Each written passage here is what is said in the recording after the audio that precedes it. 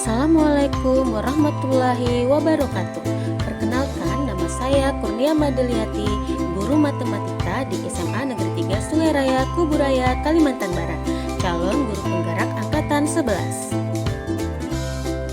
Pada video kali ini saya akan melakukan aksi nyata modul 1.4 tentang budaya positif. Adapun isi videonya, yang pertama yaitu diseminasi budaya positif, yang kedua praktik segitiga restitusi, yang ketiga praktik keyakinan kelas. Selamat menyaksikan. Salam bahagia Bapak Ibu guru penggerak. Assalamualaikum warahmatullahi wabarakatuh. Waalaikumsalam warahmatullahi wabarakatuh. Alhamdulillahirrabbilalamin. Bapak Ibu, terima kasih sudah meluangkan waktu untuk datang ke undangan saya untuk berbagi praktik baik mengenai budaya positif. Pertama-tama saya ucapkan terima kasih kepada Kepala Sekolah Ibu Reni karena telah memberikan dukungan untuk saya untuk dapat menyelesaikan tugas saya sebagai CGP, sekaligus untuk berbagi. Saya di sini hanya untuk berbagi saja ya Bapak Ibu, tidak mengajarkan. Hanya untuk berbagi apa yang sudah saya terima selama saya melakukan CGP, yaitu tentang budaya positif. Nah, sebelum kita belajar, marilah kita tenangkan hati dan pikiran, arahkan semua perhatian untuk fokus belajar dan hadirkan rasa ingin tahu di dalam diri kita. Karena begini Bapak Ibu, terkadang memang saya pribadi pun terkadang karena merasa sudah berumur, misalnya sudah jadi guru gitu kan, sudah jadi ini, terkadang tuh ada masa dimana kita tuh mandek gitu Bapak Ibu kan, mandek dimana tuh rasa ingin tahu kita itu semakin berkurang. Padahal sebenarnya dengan perkembangan zaman yang sekarang ini, sebagai seorang guru tentunya kita perlu memperbarui ilmu kita sesuai dengan perkembangan zaman pula. Sebelum kita masuk ke budaya positif Bapak Ibu, di sini saya ingin melihatkan sedikit tentang dasar pendidikan oleh Bapak Ki Hajar Dewantara. Nah, anak itu bukan kertas kosong yang bisa digambar sesuai keinginan orang dewasa. Anak lahir dengan kodrat yang masih samar-samar. Tujuan pendidikan adalah menuntun anak untuk menebalkan garis yang samar-samar agar dapat memperbaiki lakunya untuk menjadi manusia seutuhnya. Nah, pertanyaannya kan kita bagaimana cara menebalkannya ini? Jadi, menurut Ki Hajar Dewantara Bapak Ibu, anak-anak ini bukan lahir dengan kertas kosong yang bisa kita coret sesuai keinginan kita, enggak. Mereka itu sudah punya garisnya masing-masing. Nah, kita sebagai guru inilah yang menebalkan mana yang patut untuk ditebalkan dan menyamarkan mana yang harus disamarkan. Seperti itu, berdasarkan pemikiran dari Ki Hajar Dewantara. Nah, lanjut, bahwa kita ini adalah seorang petani, kata Bapak KHD. Dalam hakikatnya sama kewajibannya dengan seorang pendidik, yaitu misalnya yang menanam jagung, hanya dapat menuntun tumbuhnya jagung, ya kan? Kita ini kalau pas menanam jagung cuma bisa menuntun tumbuhnya jagung. Dapat memperbaiki kondisi tanahnya, misalnya memelihara tanaman jagungnya, memberi pupuk dan air, membasmi ulat-ulat atau jamur yang mengganggu tanaman padi atau jagung tersebut. Jadi kita menurut KHD ini dalam pendidikan, guru itu adalah petani. KHD mengibaratkan peran pendidik seperti seorang petani atau tukang kebun. Proses menuntun anak diberi kebebasan, namun pendidik sebagai pamungnya dalam memberi tuntunan dan arahan agar anak tidak kehilangan arah dan membahayakan dirinya. Jadi kita guru ini sudah menuntun anak-anak. Anak-anak ini sudah punya pemikirannya sendiri, sudah punya sifat dan karakternya sendiri. Jadi tugas kita sebagai guru adalah menuntun yang tadi kan, kemudian menebalkan apa yang harus kita tebalkan yang baik untuk dia dan kita samarkan yang tidak baik.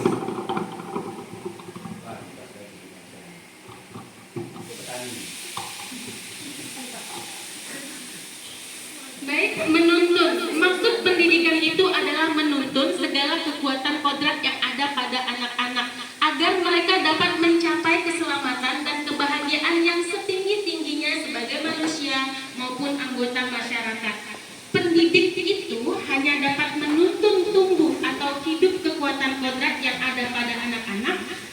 dapat memperbaiki lakunya, bukan dasarnya, hidup dan tumbuhnya kekuatan kodrat anak. Nah, di sini ada kata-kata yang sudah sangat tidak asing ya bagi kita. Menurut Bapak Ki Hajar Dewantara, itu ada Ingarso Sumtodo, Ingmadio Mangunkaso Kekuri Handa Yani. Nah, selamat dan bahagia sebagai manusia dan anggota masyarakat. 3 semboyan ini sudah tidak asing bagi kita. Nah, gini Bapak Ibu, saya mau tanya, apakah hukuman dapat mendisiplinkan anak? Gimana? Menurut Bu Pasca, hukuman bisa mendisiplinkan anak tidak?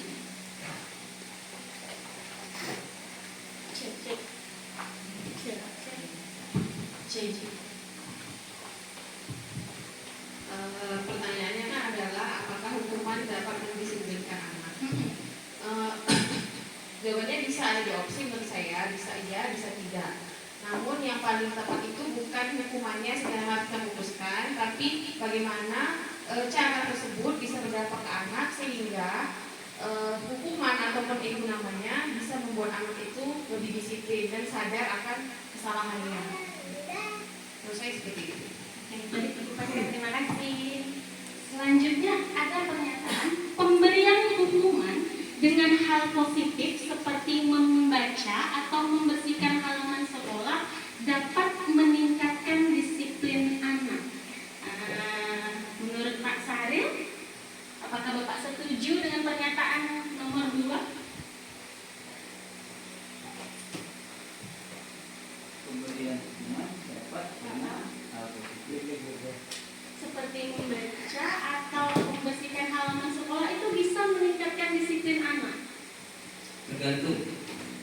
tergantung daripada kesepakatan di awal. Apabila dia sudah membuat kesepakatan di awal, itu bisa. Jangan hanya anak saja, gurunya juga. Karena terkadang kita ini terlalu memposisikan kepada anak, kita selaku guru tidak mau mengambil risiko pribadi. Kadang kalau saya bikin kesepakatan itu saya harus siap juga. Misalkan kalau setelah saya juga siap diberi sanksi apa kepada anak, seperti itu. Itu tergantung kesepakatan. Jadi seperti itu juga betul. Terima kasih Pak Saril. Nah, ada pernyataan yang ketiga, memberikan penghargaan dapat meningkatkan motivasi belajar anak. Nah, mungkin Bu Putri setuju nggak? Ya, jadi memberi penghargaan dapat meningkatkan motivasi belajar anak.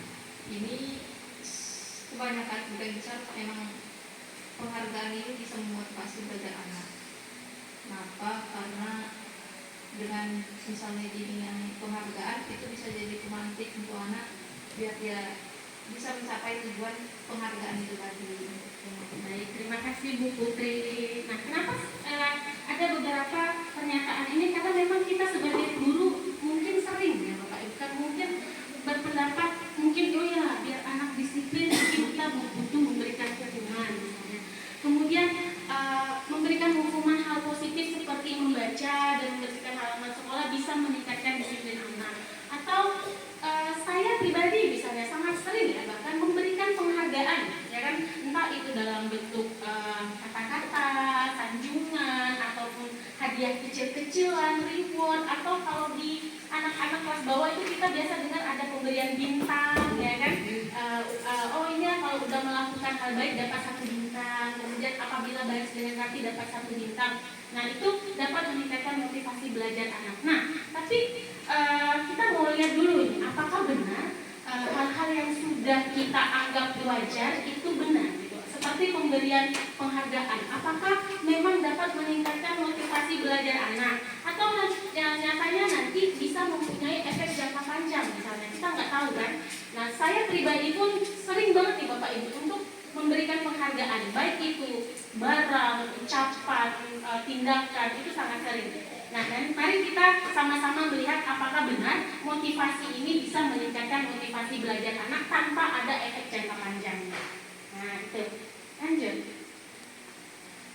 Nah, adapun topik dalam ini adalah yang pertama perubahan paradigma, kemudian positif, ada motivasi perilaku manusia, ada kebutuhan dasar manusia, ada restitusi yaitu 5 posisi kontrol kita sebagai guru, kemudian ada keyakinan kelas, ada restitusi yaitu segitiga restitusi.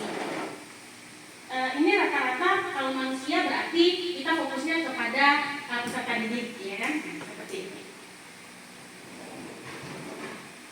Perubahan paradigma, ada A dan B, Anda dan teman Anda, ya kan? Sobeklah secari kertas kecil, tuliskan benda atau sesuatu yang sangat berharga untuk Anda, ya kan? Kemudian letakkan di salah satu tangan Anda dan genggam benda tersebut dengan segala daya, ya kan? Karena apa? Karena itu sesuatu yang berharga kan buat kita kan, nggak mungkin kita lepasin. Kemudian teman kita mencoba dengan sekuat tenaga dengan berbagai cara untuk meminta Anda memberikan hal tersebut. Bisa membujuk, mengancam, menghardik, merayu, menyuap, apa saja agar dapat membuka kepalan tangan Anda. Kira-kira Bapak Ibu apa yang bakalan terjadi di sini? Ya kan? Terjadi pertikaian pastinya kan? Saling mempertahankan hal yang kita mau. Yang satunya itu barang berharga saya yang harus saya pertahankan, yang satunya saya mau merebut barang berharga itu. Akan terjadi pemberontakan. Nah, mungkin jadinya ada gaya tarik menarik gitu kan, ada gaya tarik menarik sehingga membuat percikan-percikan api yang kecil gitu. Kita sebagai anak sama anak-anak pun mungkin seperti itu, ya kan? Menurut anak-anak itu hal yang benar buat mereka, ya kan? Sedangkan kita menganggap bahwa itu hal yang salah buat mereka. Tapi kita nggak tahu tuh jalan benang merahnya di mana, sehingga yang terjadi malah gesekan terjadi yang antara kita sama anak. Nah, seperti itu. Nah, perubahan paradigma teori kontrol atau ilusi kontrol. Ilusi yang pertama itu adalah guru mengontrol murid. Yang kedua, ilusi bahwa kritik dan membuat orang merasa bersalah dapat menguatkan karakter. Yang ketiga, bahwa semua penguatan positif efektif itu bermanfaat. Yang keempat, bahwa orang dewasa memiliki hak untuk memaksa. Itu ada beberapa ilusi yang ada pada kita, yaitu ilusi kontrol. Yang pertama, ada ilusi guru mengontrol murid. Pada dasarnya, kita tidak dapat memaksa murid untuk berbuat sesuatu jika murid tersebut memilih untuk tidak melakukannya. Nah, kemudian, walaupun tampaknya guru sedang mengontrol perilaku murid, hal demikian terjadi karena murid sedang mengizinkan dirinya dikontrol. Saat itu bentuk kontrol guru terjadi, kebutuhan dasar yang dipilih murid tersebut. Teori kontrol menyatakan bahwa semua perilaku memiliki tujuan, bahkan terhadap perilaku yang tidak disukai. Nah, itu yang ilusi guru memiliki kontrol. Yang kedua, ilusi bahwa semua penguatan positif efektif dan bermanfaat. Penguatan positif atau bujukan adalah bentuk kontrol segala usaha untuk mempengaruhi murid agar mengulangi suatu perilaku tertentu adalah suatu usaha untuk mengontrol murid tersebut. Dalam jangka waktu tertentu, kemungkinan murid tersebut akan menyadarinya dan mencoba untuk menolak bujukan kita, atau bisa jadi murid tersebut menjadi bergantung pada pendapat sang guru. Yang ketiga, ilusi bahwa kritik dan membuat orang merasa bersalah dapat menguatkan karakter. Menggunakan kritik dan rasa bersalah untuk mengontrol murid menuju pada identitas gagal. Mereka belajar untuk merasa buruk tentang diri mereka. Mereka mengembangkan dialog diri yang negatif. Kadang-kala sulit bagi guru untuk mengidentifikasi bahwa mereka sedang melakukan perilaku ini, karena seringkali guru cukup menggunakan suara halus untuk menyampaikan pesan negatif. Yang terakhir, ilusi bahwa orang dewasa memiliki hak untuk memaksa. Banyak orang dewasa yang percaya bahwa mereka memiliki tanggung jawab untuk membuat murid-murid berbuat hal tertentu. Apapun yang dilakukan dapat diterima selama ada sebuah kemajuan berdasarkan sebuah pengukuran kinerja. Pada saat itu pula, orang dewasa akan menyadari bahwa perilaku memaksa tidak akan efektif untuk jangka yang panjang dan sebuah hubungan permusuhan akan terbentuk. Nah, jadi ilusi-ilusi ini yang kerap terjadi pada diri kita sebagai seorang guru.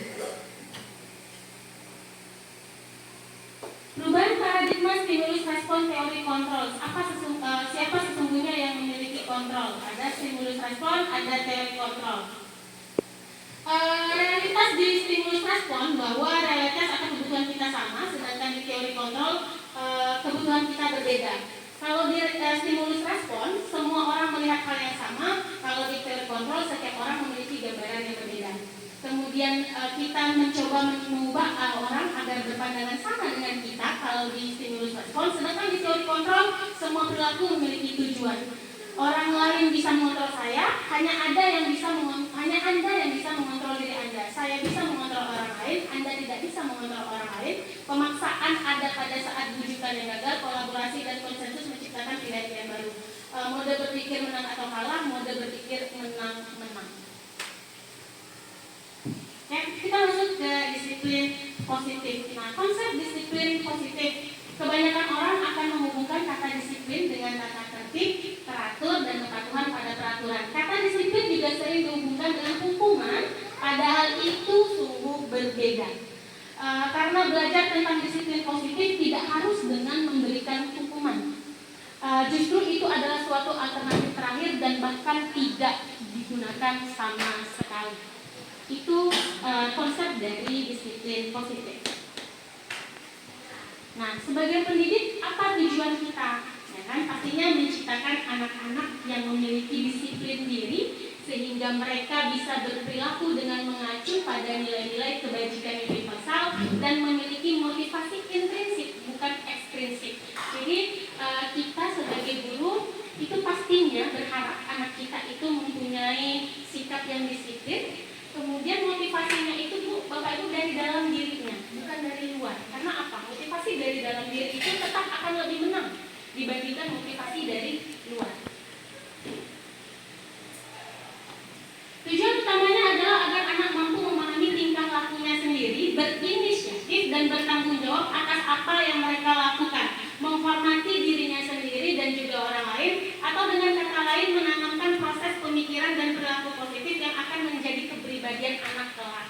Jadi tujuan kita di sini menerapkan disiplin positif di sekolah adalah agar anak-anak ini mempunyai karakter atau perilaku yang positif yang akan menjadi kepribadiannya mereka. Jadi bukan atas dasar kemauan orang lain, tapi kemauan mereka. Nah, nilai-nilai kebajikan dari 6 institusi organisasi. Ada beberapa institusi. Di sini ada profil pelajar Pancasila, ada IDO Primary Years. Itu biasa IDO ini punyanya Cambridge atau Inggris. Kemudian ada 9 pilar karakter, petunjuk seumur hidup dan keterampilan hidup, the 7 essential virtues, dan the virtues project. Nah, pada profil pelajar Pancasila yang lagi digadang-gadangkan sekarang, kita itu ada beriman kepada Tuhan Yang Maha Esa, mandiri, bernalar kritis, berkebinekaan global, bergotong royong, dan kreatif. Ini nilai-nilai kebajikannya. Lanjut dari IDO Primary Years Program PYP, itu ada sikap murid itu harus toleransi, itu ada rasa hormat, integritas, mandiri, menghargai, antusias, empati, keingintahuan, kreativitas, kerjasama, percaya diri, komitmen. Nah, ini nilai-nilai kebajikan yang ada di IDO Primary Years Program PYP. Nah, kita masuk ke, tapi kayaknya Bapak Ibu ini lagi bosan ya. Capek ya. Nah, begini Bapak Ibu, tentang motivasi perilaku manusia. Kira-kira kalau kita jadi guru ke sekolah, punya motivasi nggak? Punya motivasi nggak? Kalau Bu Mira? Yang pasti kita sebagai guru kalau pergi berangkat sekolah, niatnya kita supaya mengajar anak-anak supaya lebih pintar. Itu motivasi kita sebagai guru, itu adalah tugas utama kita. Itu Bu Ira. Nah, motivasi, ya kan? Kalau Bu Tuti, kira-kira kalau misalnya datang ke sekolah untuk terlambat atau tidak terlambat, itu ada motivasi nggak? Motivasi untuk terlambat atau tidak?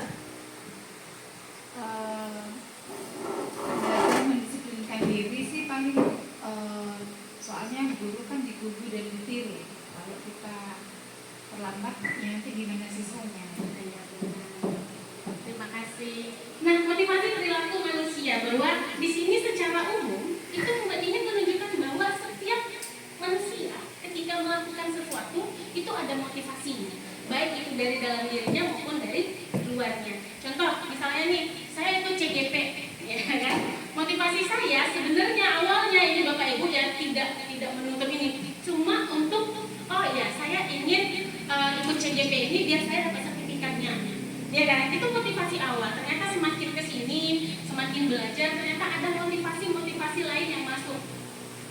Yang pertama, oh iya ternyata ikut CGP ini banyak juga ilmu yang saya dapat gitu kan. Jadi menambah gitu. Jadi motivasi itu ya bisa berubah seiring berjalannya waktu. Memang karena apa? Ada unsur-unsur lain yang di sekitar kita yang mempengaruhi. Motivasi perilaku manusia ini adalah tingkat terendah dari motivasi perilaku manusia, yaitu yang pertama untuk menghindari ketidaknyamanan atau hukuman.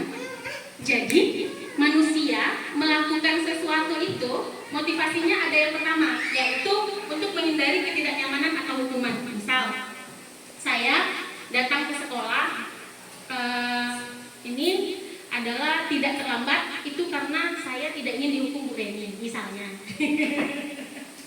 Kemudian misalnya gitu. Jadi atau saya datang ke sekolah tidak terlambat itu untuk menghindari rasa tidak nyaman saya. Misalnya nggak nyaman sama kepala sekolah, nggak nyaman sama bapak ibu, dan nggak nyaman sama murid-murid misalnya. Nah itu motivasi yang pertama, yaitu merupakan tingkat terendah dari motivasi perilaku manusia. Biasanya orang akan bertindak untuk menghindari masalah yang akan timbul. Orang yang dengan motivasi ini akan bertanya apa yang akan terjadi apabila saya tidak melakukannya. Nah, yang kedua, motivasi kita dalam melakukan sesuatu adalah untuk mendapatkan imbalan atau penghargaan dari orang lain. Seperti yang saya bilang tadi, saya ikut CGP karena saya ingin mendapatkan penghargaan atau imbalan berupa sertifikatnya. Ya kan? Nah, seperti itu. Jadi, tingkat motivasi ini orang akan berperilaku untuk mendapatkan imbalan atau penghargaan dari orang lain. Dengan motivasi ini akan bertanya, apa yang akan saya dapatkan apabila saya melakukannya? Kalau yang pertama tadi, apa yang akan saya dapatkan ketika saya tidak melakukan? Kalau yang ini, apa yang akan saya dapatkan ketika saya melakukan? Yang ketiga, untuk menjadi orang yang mereka inginkan dan menghargai diri sendiri dengan nilai-nilai yang mereka percaya. Nah, mereka melakukan sesuatu karena nilai-nilai yang mereka yakini dan hargai, dan mereka melakukannya karena mereka ingin menjadi orang yang mereka yakini nilainya. Contoh, saya datang ke sekolah tidak terlambat, itu memang karena saya ingin menghargai diri saya sebagai guru yang kata Bu Tuti tadi bahwa guru itu adalah digugu dan ditiru. Jadi bukan karena saya untuk menghindari rasa tidak nyaman sama bapak ibu yang lain atau tidak enak nanti ditegur kepala sekolah, tapi saya tidak datang terlambat ke sekolah karena memang saya ingin menghargai diri saya sendiri bahwa saya ini guru yang notabene digugu dan ditiru gitu. Lanjut.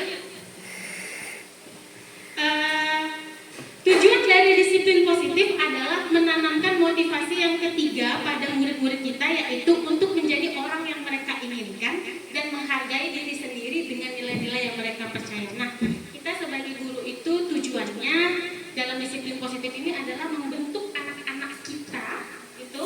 Jadi motivasinya itu adalah untuk membentuk nilai-nilai yang mereka inginkan. Nah, tentunya kita nilainya nilai yang tadi tujuan dari KHD dari awal, bahwa yang baik yang kita tebalkan, ya kan? Yang tidak baik ya tidak, jangan ditebalkan. Itu tugasnya, yaitu pamong. Nah, ini nih Bapak Ibu, kebutuhan dasar manusia. Oke ya. Kebutuhan dasar manusia itu ada 5. Yang pertama itu bertahan hidup, ada untuk kesenangan, ada untuk kebebasan, ada untuk kasih sayang dan rasa diterima, ada penguasaan. Nah nih Bapak Ibu, saya mau tanya nih, misalnya nih, kan kita biasa ya lihat anak-anak kita tuh, misalnya dia mengganggu temennya. Nah, ambil buku temennya, coret, ya kan? Kira-kira kebutuhan dasar apa yang diperlukan anak tersebut? Apakah penguasaan, kasih sayang, kesenangan, kebebasan, atau bertahan hidup? Nah, ya, kesenangan dan kekuasaan. Kesenangan, oh ya, dia dapatkan rasa senang tuh dengan ganggu temannya tadi kan. Kemudian penguasaannya, dia ingin merasa berkuasa daripada temannya dengan dia mampu menarik dari buku temannya, ya kan? Nah, kebutuhan dasar manusia. Yang pertama, kebutuhan bertahan hidup adalah kebutuhan yang bersifat fisiologis untuk bertahan hidup.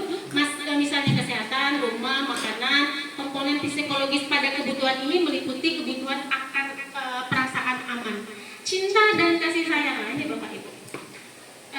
Cinta dan kasih sayang ini sebenarnya menurut saya pribadi selama saya mengajar di beberapa sekolah itu yang paling banyak saya temukan, gitu kan? Karena beberapa anak yang bermasalah biasanya mereka itu kurang cinta dan kasih sayang di tempat mereka yang harusnya dapat cinta dan kasih sayang, sehingga perilaku mereka disitulah yang mengakibatkan hal itu terjadi. Nah, jadi kebutuhan ini dan 3 kebutuhan berikutnya adalah kebutuhan psikologis. Kebutuhan ini untuk mencintai dan meliputi kebutuhan akar hubungan, koneksi, kebutuhan untuk memberi dan menerima kasih sayang. Anak-anak yang memiliki kebutuhan dasar kasih sayang, rasa diterimanya tinggi, biasanya ingin disukai dan diterima oleh lingkungannya. Mereka juga akrab dengan orang tuanya. Biasanya mereka belajar karena suka pada gurunya. Kemudian bagi mereka teman sebaya sangatlah penting. Mereka juga biasanya suka bekerja dalam kelompok. Jadi anak-anak yang punya yang cinta dan kasih sayangnya terpenuhi ini biasanya dia sama gurunya tuh hubungannya baik, suka gitu. Lanjut, penguasaan. Kebutuhan ini berhubungan dengan kekuatan untuk mencapai sesuatu, menjadi kompeten, menjadi terampil, diakui atas prestasi dan keterampilannya, didengarkan dan memiliki rasa harga diri. Kebutuhan ini meliputi untuk dianggap berharga, bisa membuat perbedaan, membuat pencapaian, kompeten dan diakui atau dihormati. Nah, kebebasan, kebutuhan akan pilihan adalah kebutuhan akan kemandirian, otonomi, memiliki plan dan mengendalikan arah hidup seseorang. Saya pernah ketemu Bapak Ibu anak murid saya satu dulu, jadi dia keluar dari sebuah kelas satu pelajaran. Saya tanya, karena kalau di sekolah saya itu kan bisa dicari ya kan, gimana gitu. Saya tanya, Yuki, saya bilang gitu kan, kamu baik-baik aja, saya bilang gitu kan. Kenapa ya kamu keluar, saya bilang gitu kan. Karena dia bilang saya bosan, dia bilang gitu kan, bosan karena tidak disediakan pilihan gitu. Kegiatan itunya harus itu dengan yang ini gitu. Berarti kan mereka butuh sebuah kebebasan untuk memilih gitu kan. Makanya sekarang banyak sekali digadang-gadangkan pelajaran diferensiasi yang kita kasih beberapa pilihan anak untuk mencari informasi ya, karena memang apa? Karena tipe anak tuh kan beda-beda gitu kan. Biasanya ada kita tuh merasa bahwa oh ini loh yang paling baik, padahal belum tentu menurut anak kita tuh baik ya kan. Nah, berikanlah mereka kebebasan. Misalnya Bu, kayak oh Bu, saya bisa nggak ya pakai ini aja? Ya silakan, nggak masalah. Kalau memang masih sesuai dengan kompetensi kita ya kan. Oh Bu, saya boleh nggak ya cari informasinya dari sini aja, nggak dari buku tapi dari Google? Oh silakan ya kan. Jadi ada rasa kebebasan yang membuat mereka nyaman untuk mencapai suatu kompetensi. Lanjut, kesenangan atau kebutuhan untuk merasa senang adalah kebutuhan untuk mencari kesenangan, bermain dan tertawa. Bayangan hidup tanpa kenikmatan apapun betapa menyedihkan ya. Anak-anak kita tumbuh biasanya kalau ganggu-ganggu temannya memang sebenarnya pengen rasa senang gitu kan, pengen senang aja. Jadi bagaimana cara kita sebagai guru menanggapi apabila misalnya nih anak-anak kita pasti melanggar keyakinan kelas kan, mengganggu ya kan. Nah, tapi pada dasarnya mereka itu untuk mendapatkan rasa senang. Terus gimana nih cara kita sebagai seorang guru nantinya bisa menanggulangi anak-anak seperti ini? 5 posisi kontrol kita sebagai guru. Nah, Bapak Ibu, kita ini sebagai guru posisi kontrolnya ada 5. Ada penghukum, ada pembuat rasa bersalah, ada teman, ada pemantau, ada manajer. Menurut Bapak Ibu, yang paling baik kita sebagai guru berada di posisi apa? Posisi mana? Apa? Iya, posisi manajer. Posisi manajer. Cuma memang tidak mudah, ya kan Bapak Ibu. Saya pribadi pun saya memang belum tentu bisa sampai kepada posisi manajer. Nah, ada 5 posisi ini. Memang yang terbaik itu Bapak Ibu adalah posisi manajer. Cuma kita perlu butuh latihan, butuh membuka pemikiran kita gimana caranya kita bisa sampai pada posisi manajer. Nah, penghukum Bapak Ibu. Penghukum itu seorang penghukum bisa menggunakan hukuman fisik maupun hukuman verbal. Yang kedua, pembuat orang merasa bersalah, biasanya guru akan bersuara lebih lembut. Ya kan, kalau penghukum kita bisa tahu ya, nadanya, intonasinya pasti lebih tinggi, kemudian dia akan memiliki kontrol penuh, langsung memberikan hukuman kepada peserta didik.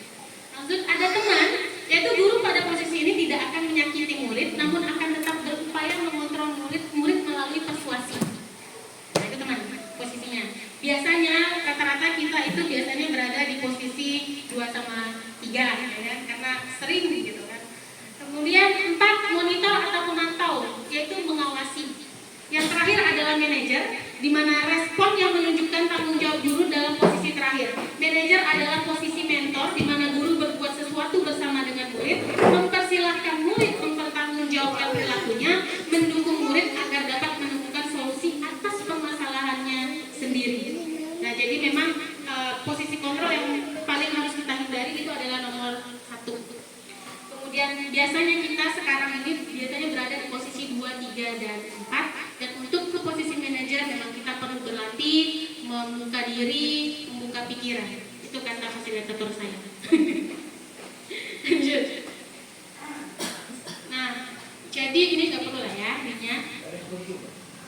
Mau nanti saya review. Oke, mau ice breaking dulu nih? Boleh ya, ice breaking dulu lah ya kita. Mana ininya? Download. Guli guli guli guli guli dan zam zam ada api guli guli guli guli guli dan zam zam ada api guli guli guli guli guli dan zam zam.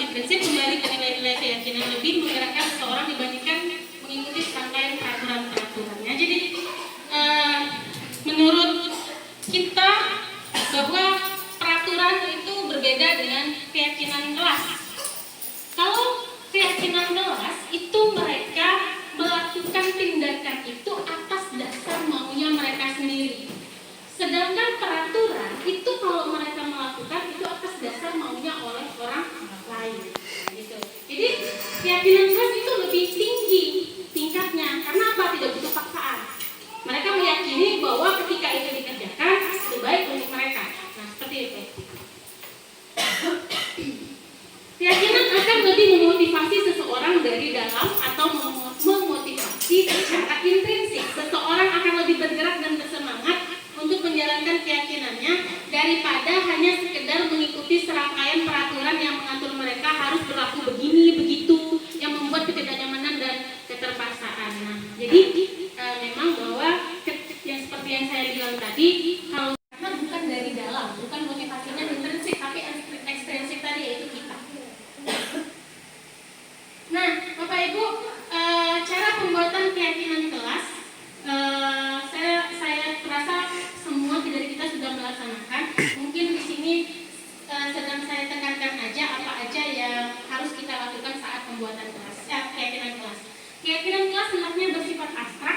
ditulis berupa pernyataan-pernyataan yang universal. Pernyataan keyakinan kelas senantiasa dibuat dalam bentuk positif. Keyakinan kelas hendaknya tidak terlalu banyak kontribusi dalam pembuatan keyakinan kelas. Bersedia meninjau kembali keyakinan kelas dari waktu ke waktu. Nah, kalau ada yang seperti ini, berarti keyakinan kelas itu bisa berubah atau tidak?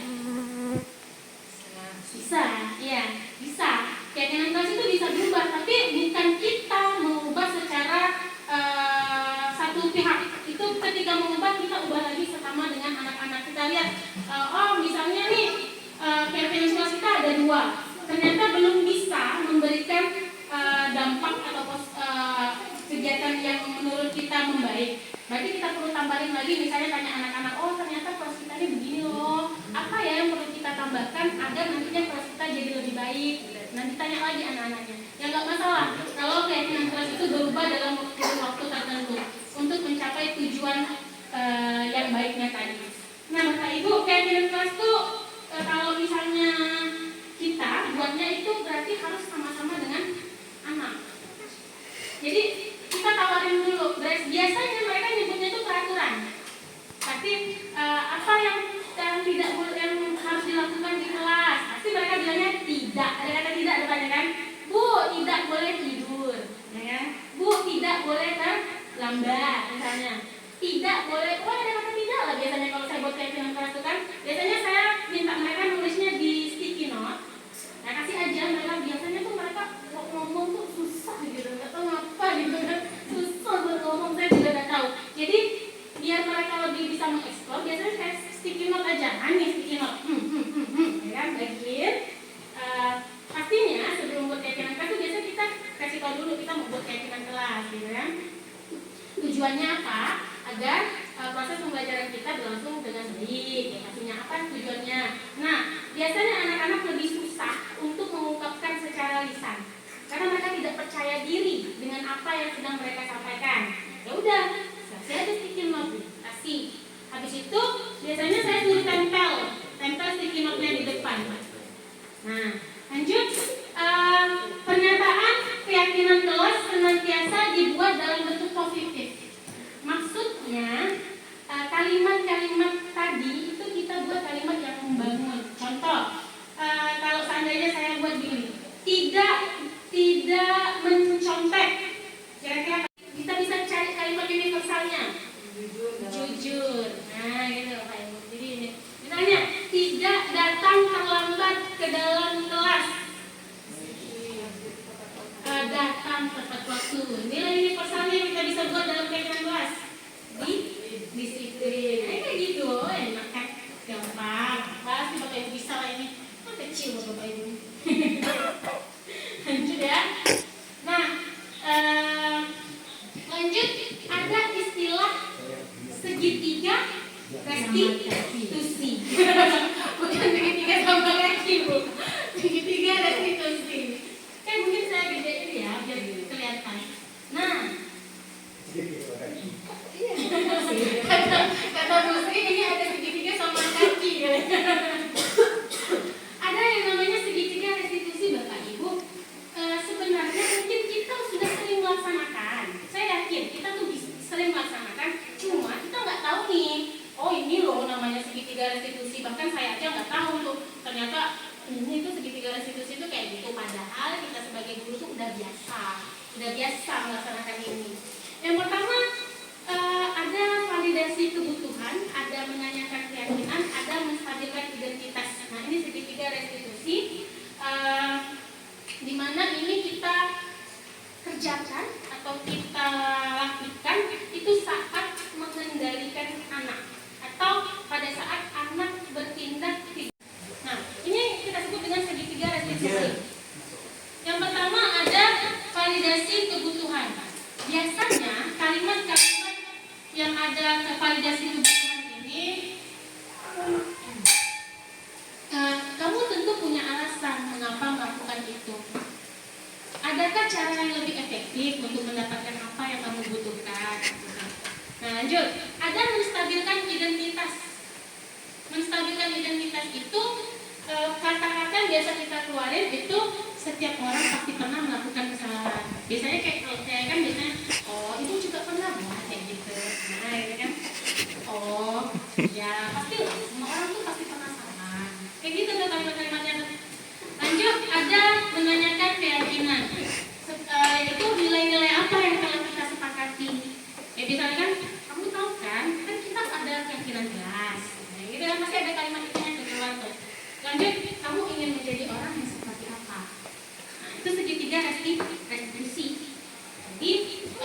segitiga restitusi ini adalah hal yang bisa kita lakukan untuk menanggulangi apabila anak-anak ada yang melakukan atau melanggar keyakinan kelas. Lanjut, pengertian restitusi yaitu proses menciptakan kondisi bagi murid untuk memperbaiki kesalahan mereka sehingga mereka bisa kembali pada kelompok mereka. Restitusi juga proses kolaboratif yang mengajarkan murid untuk mencari solusi dan membantu murid berpikir tentang orang seperti apa yang mereka inginkan dan bagaimana mereka harus memperlakukan orang lain. Nah, itu restitusi Bapak Ibu. Namanya ini sekarang tuh lagi booming tuh restitusi karena apa? Karena kalau dulu itu kita lebih boomingnya itu hukuman, ya kan? Anak-anak salah, hukum, gitu kan? Anak-anak ini tuh hukum, gitu. Padahal ada cara yang menurut itu lebih baik, yaitu namanya restitusi. Nah, manfaat restitusi adalah membantu murid menjadi lebih memiliki tujuan, disiplin positif, dan memulihkan dirinya setelah berbuat salah, menjadi orang yang menghargai nilai-nilai kebajikan yang mereka percayai. Lanjut. Nah, ciri-ciri restitusi yang membedakan dengan program disiplin lainnya. Restitusi bukan untuk menebus kesalahan, melainkan belajar dari kesalahan. Jadi Bapak Ibu biasanya kalau kita kan hukuman itu menebus kan. Kamu tuh kayak misalnya kita mengerjakan tugas itu mereka nggak belajar, mereka menebusnya dengan cara yang hukuman tadi. Ya udah dihukum, kamu udah dong, gitu kan. Lanjut. Jadi restitusi adalah tawaran, bukan paksaan. Nah, tawaran, bentuknya tawaran, bukan paksaan. Restitusi menuntut anak melihat ke dalam dirinya. Restitusi mencari kebutuhan dasar yang mendasari tindakan. Restitusi adalah cara yang paling baik. Restitusi fokus pada karakter, bukan tindakan. Restitusi untuk menguatkan. Restitusi fokus pada solusi dan mengembalikan murid yang berbuat salah pada kelompoknya. Gitu. Nah, itu bedanya restitusi sama hukuman. Ini tadi ini ya, langkah-langkahnya adalah langkah pertama pada bagian dasar segitiga adalah menstabilkan identitas. Jika anak berbuat salah, maka ada kebutuhan dasar mereka yang tidak terpenuhi. Jadi pemikiran kita itu kita open lagi, buka lagi. Kita ini kan sebagai guru kan, malumlah kita guru ini kan kuliah pun udah lama, ya kan? udah lama, ya kan? Jadi kita buka lagi lah, kita sama-sama belajar lagi bahwa ketika anak berbuat salah itu ada kebutuhan dasar mereka yang tidak terpenuhi. Nah, bagian dasar segitiga restitusi memiliki tujuan untuk merubah orang yang gagal karena telah berbuat salah menjadi orang yang lebih baik atau yang sukses. Kemudian langkah kedua adalah memvalidasi tindakan yang salah. Konsep langkah kedua harus memahami kebutuhan dasar yang mendasari tindakan anak berbuat salah. Lanjut, langkah ketiganya menanyakan keyakinan. Ketika sudah menemukan gambaran pada depannya, guru dapat membantu mereka untuk tetap fokus pada gambarannya. Yang ini segitiga restitusi. Nanti saya kasih contoh. Nah, ini kalimat-kalimatnya Bapak Ibu yang biasa kita ajukan ke anak-anak. Misalnya kan kita manggil anak gitu kan, karena ada buat salah. Nah, ini tahap pertama itu ada kalimat-kalimat ini bahwa berbuat salah itu tidak apa-apa, tidak ada manusia yang sempurna. Bapak Ibu, kita tidak mencari yang salah, tapi kita mencari solusi. Lanjut, tahap kedua itu kita pasti adakan penekanan, kamu pasti punya alasan mengapa melakukan hal itu. Kamu boleh pertahankan sikap, tapi harus menambah sikap yang baru. Kemudian pada tahap ketiga, apabila nilai-nilai yang sudah kita sepakati, misalnya kita tanyain. Jadi coba kita praktik dulu lah ya. Kita mau buat suatu permasalahan. Siapa mau jadi gurunya nih? Oh iya, dipikir. Ayo kata. Nanti mau sekali sih sibuk. Sila Males. Oke, mungkin ini yang muda-muda, Pasca sama Putri.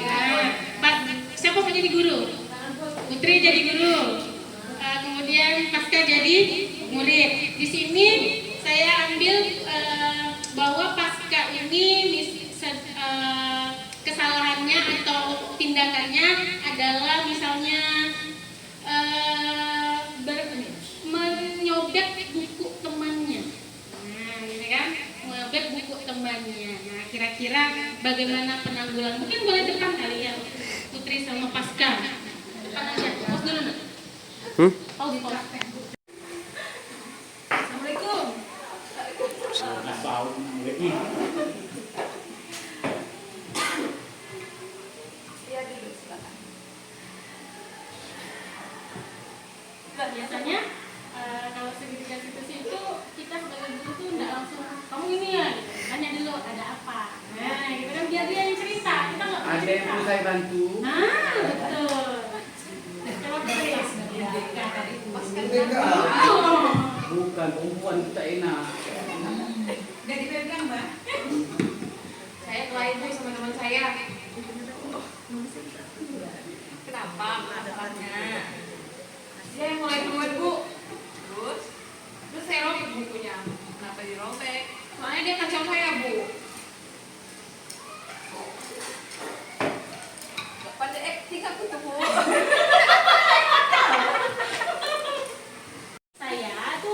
Saya panggil kamu bukan untuk cari siapa yang salah, siapa yang benar, ya kan? Nah, bukan cari salah, tapi kita mau cari solusinya. Ya, cari gimana nih? Karena kan buku teman kamu robek. Apa nih kesalahannya? Ya, dipanggilnya mana? Oh ya, temennya nggak dipanggil nih. Berarti panggil lagi nih satu. Suraga.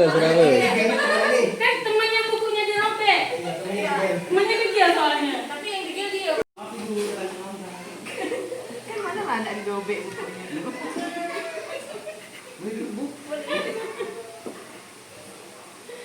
Nah, jadi kenapa kita di sini bukan untuk mencari siapa yang benar atau yang salah. Semua kita pasti pernah salah atau berbuat kesalahan seperti itu. Nah, jadi di sini karena pasca sudah merobek buku kira-kira gimana ini kita? Kalau dari pasca kira-kira gimana? Saya mau dia minta maaf dulu sama saya.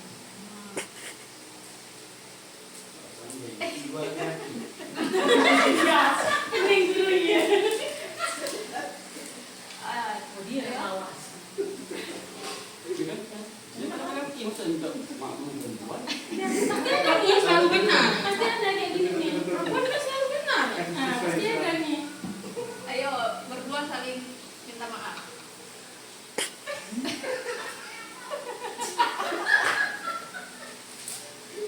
Ngawak nggak?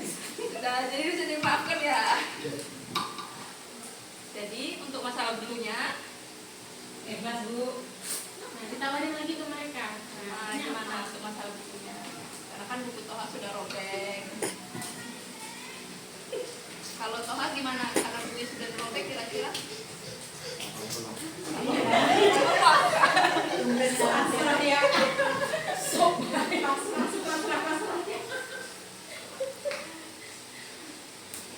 Jadi karena mungkin sobeknya tidak terlalu besar, Jadi bisa dijahit. nanti kita double tip lagi. Nanti pasca coba dirapikan ya sobekannya. Ya, sudah baik.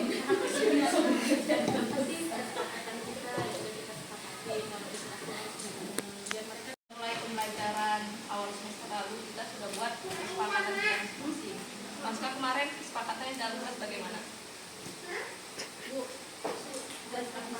Nulis apa kemarin kesepakatan kelasnya? Menghargai teman. Menghargai teman. Terus kemarin kesepakatan kelasnya? Disiplin.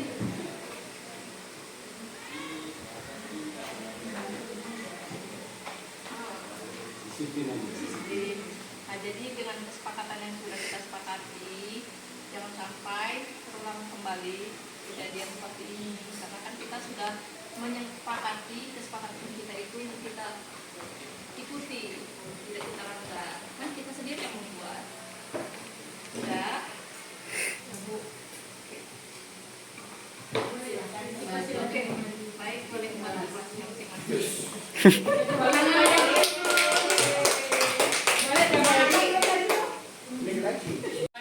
Ada dikasih kasus di mana itu kita sebagai guru itu ada penghukum dengan tidak mendengarkan alasan dari anak dulu, misalnya kan kita yang menetapkan misalnya gitu, padahal mereka ini kan anak-anak kan bisa memberikan pendapat gitu, kayak buku misalnya loh, bukunya harus diapain, oh ternyata Pak Toma tadi bilang ya udah nggak apa-apa saya ikhlas ya kan nggak harus diganti ternyata, karena pendapatnya adalah ya udah saya ikhlas nggak masalah gitu, kita minta maaf apa segala macam. Jadi memang segitiga restitusi ini diharapkan bahwa kita sebagai guru itu sebagai penengah gitu kan, mengingatkan kembali kepada mereka apa nilai apa yang akan disepakati lagi seperti itu. Dan tadi restitusi itu tidak bersifat memaksa melainkan tawaran, ya kan? Jadi kita tawarin untuk mereka yang cari solusinya, mereka yang berbuat, mereka yang cari solusinya yang terbaik buat mereka itu apa. Kita sebagai penengahnya agar kondisinya itu kembali nyaman dan mereka itu kan nanti kembali ke kelompoknya. Itu maksudnya apa? Jadi mereka setelah segitiga restitusi itu sudah baik lagi pada kelompoknya, nggak ada permasalahan lagi gitu maksudnya ya Bapak Ibu ya. Nah sekian Bapak Ibu dari saya mengenai disiplin positif. Saya yakin Bapak Ibu semuanya juga sebenarnya udah tahu juga, mungkin istilah-istilahnya aja kita yang nggak tahu nih sekarang nih, kayak oh teori kontrol, oh segitiga restitusi, oh keyakinan kelas. Padahal kita sudah melaksanakan itu di kelas, pastinya sudah dilaksanakan, cuma kita nggak tahu aja itu loh istilah-istilahnya seperti itu. Nah baik Bapak Ibu, terima kasih atas waktu yang diberikan. Semoga apa yang saya sampaikan bermanfaat untuk kita semua dan untuk diri saya sendiri. Sekali lagi saya tekankan di sini, saya tidak mengajari siapapun, saya hanya berbagi apa yang sudah saya peroleh sebelumnya melalui calon guru penggerak yang ada di modul sebelumnya, yaitu tentang budaya positif. Saya akhiri, wassalamualaikum warahmatullahi wabarakatuh.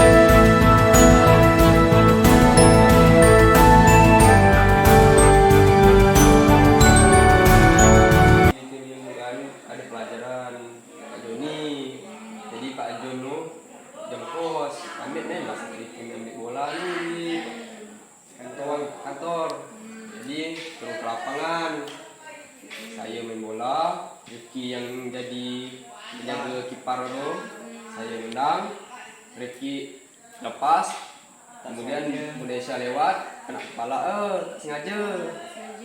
Bu. Tapi mainnya pas jam kosong. Iya Bu. Jam kosong.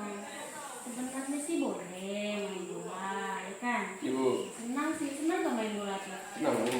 Senang lah ya.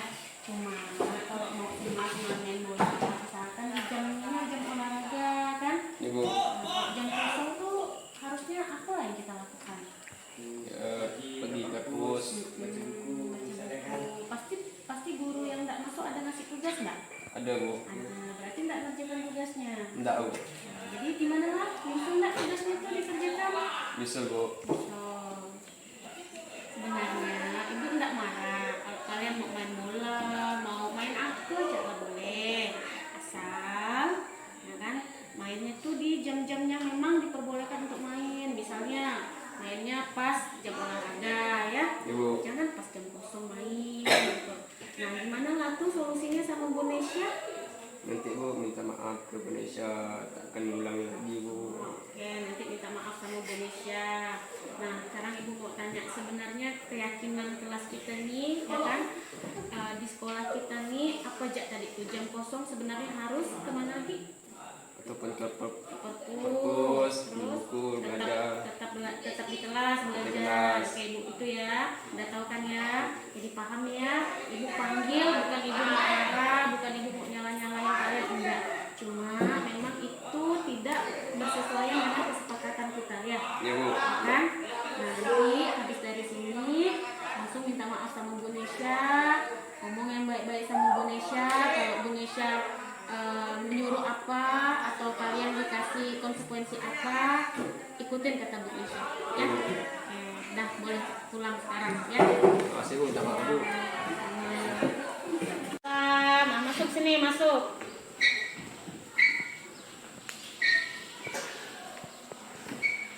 Oke, dah duduk nih.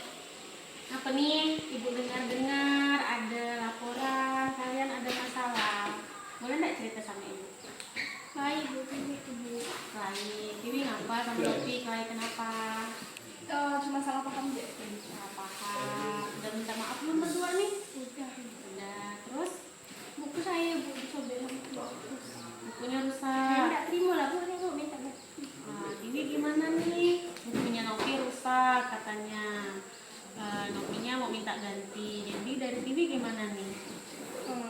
Saya setuju ya sih, Bu. Sebagai permintaan maaf saya pun, saya bakalan ganti buku Nopi yang sobek. Nah, Nopi udah dengarkan, Tiwi bilang nanti dia ganti bukunya. Tapi mungkin enggak langsung ya Tiwi ya.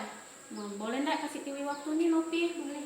Nah, oke, sekarang Ibu mau tanya nih, sebenarnya keyakinan kelas kita nih di sekolah boleh enggak sih kita nih berantem? Enggak boleh ya. Nah, jadi Ibu harapkan ke depannya janganlah sampai berantem-berantem kayak gini. Kalau ada apa-apa itu omongkan dulu baik-baik. Kan enggak baik ya berantem ya. Apalagi Nopi sama Tiwi ini kan udah kelas 12 ya kan? Ada baiknya diomongkan dulu sama teman. Enggak boleh, maksud Ibu janganlah langsung kita pakai emosi kayak gitu kan. Kalau emang bisa yang baik-baik ya baik-baik dulu, jangan sampai emosi akibatnya barang kawannya rusak ya. Nah, jadi sekarang Ibu mau lihat nih di depan mata Ibu, Nopi sama Tiwi ini maafan dulu. Jangan sampai di luar dari ini nanti ada dendam lagi kan, berantem lagi misalnya. Nah, Ibu mau lihat dulu, maafan dulu berdua. Iya, aku juga minta maaf ya Nopi. Nah, boleh lah kali ini merusak buku Nopi, salah paham kita juga. Oke, sip ya. Nah, udah. Jadi Ibu harapkan ke depannya enggak ada lagi berantem-berantem kayak gini ya. Mudah-mudahan saling memaafkan, di luar pun enggak ada lagi berantem-berantem kayak gini ya. Nah, oke. Nah, makasih ya. Ya, sama-sama.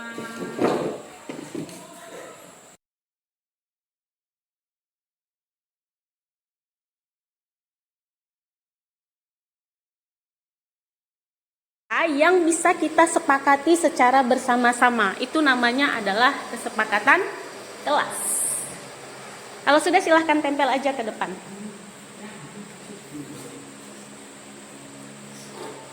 Gak usah takut, itu kan pendapat.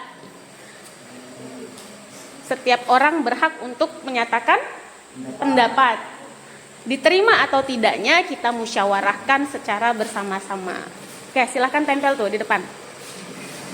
Oke, good.